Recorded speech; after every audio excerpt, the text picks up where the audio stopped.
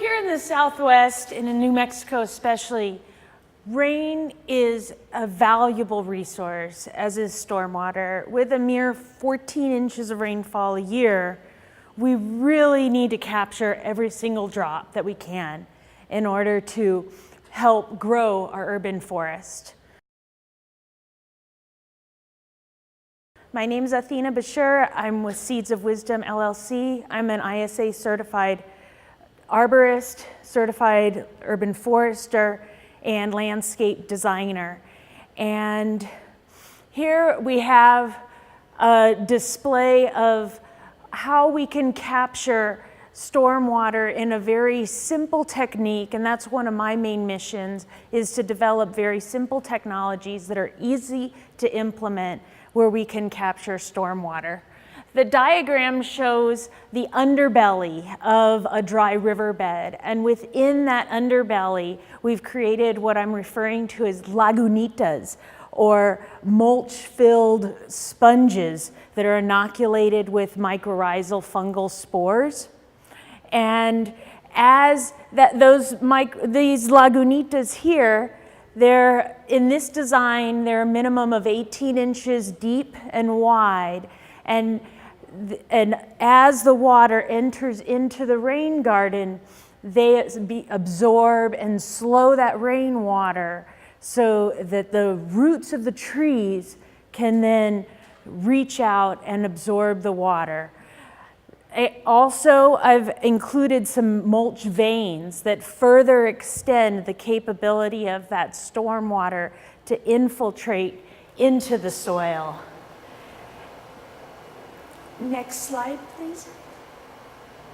What was once an 810-foot square parcel in the corner of downtown Santa Fe, where over 32,000 square feet of impermeable roads, rainwater flowed past, we were able to make a 4-foot curb cut and change this eyesore into, go ahead into the next slide, into what now supports 5 trees, 2 Ulmus frontiers, and 3 bur oaks. The bur oaks, the Quercus macrocarpus, were specifically chosen, partially chosen, for their usefulness and their relationship with the ectomycorrhizal fungal spores that were included in the mixture.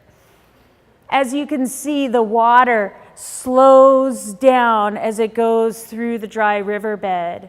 And within that dry riverbed, those Lagunitas are held down by river rocks, and they absorb that water. This has 3 main focuses: stormwater, trees, and people. A major part of this installation was because of its narrowness. I wanted to make sure that we had the safety for pedestrians and to make it an even more usable space to begin to reintroduce the culture of pedestrian traffic within the downtown area. There's a sitting rock where people can view a sculpture across the street, and another sitting rock so that people can wait and take the bus and potentially see this sign. Maybe it'll become an interpretive sign one day where they're sitting at the bus stop, they can learn about it. And one major aspect of the design of the poster itself is that it's in both Spanish and English. And a majority of Americans in the landscape profession are primarily Spanish speakers. And I want to make this technology as useful as possible to people across the profession, to designers, to anyone who wants to try this out. It really works. As Steve mentioned, we had a 1,000-year storm event just last month, and this works. This really does, and it captured the rainfall. The fungal hyphae are growing, and monitoring is needed, but it's a great function for our city and for our urban forest.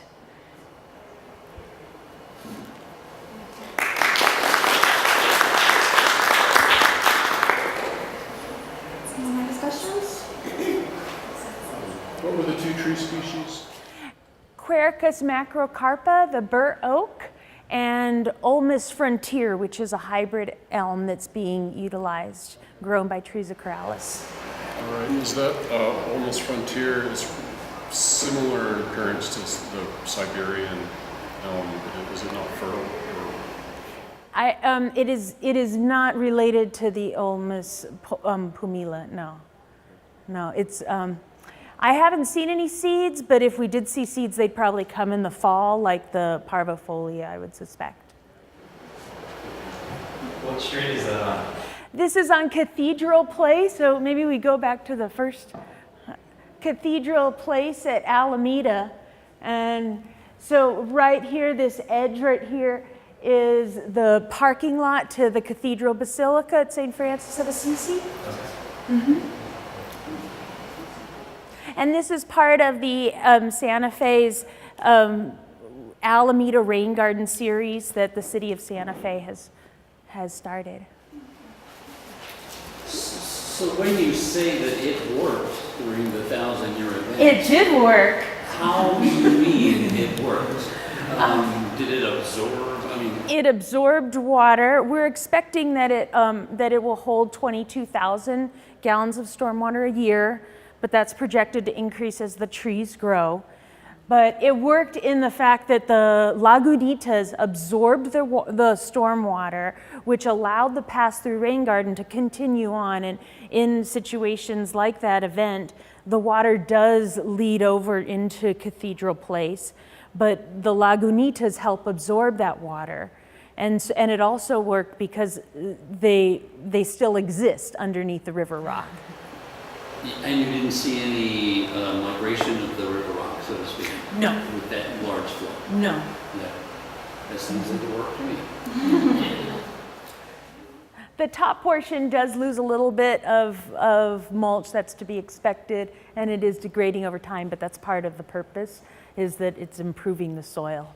So, but the river rock stayed, and so did the Lagunitas, and I think that's a really positive evidence that these small scale technologies are a huge benefit for our urban forests, because we can place them where we want our trees to grow and allow us to have a lot more trees in our urban centers. Time for one more, because I'm really interested in these compost veins. Yes. How did you install those? So we first made the grade, and the grade is very small, so we had to really stick to that 1/4 inch per foot coming down. So we made the river rock, dry riverbed. My guys had to pull up that rock over and over again, because once we made that, then we placed the trees. Then I had them pull up the rocks again. Then we made the Lagunitas, and we had been folding the soil all along the way. And so then we made the Lagunitas, we placed the river rock over, and then confirmed that that grade still held. So it was quite a process. Well, the veins, you said. The veins themselves, so once we had the initial grade, then we had the placement, and the trees were planted. Then we had the pits where we placed the mulch, and then we extended out those pits from there. And so we actually dug trenches in from there and further added the mulch veins.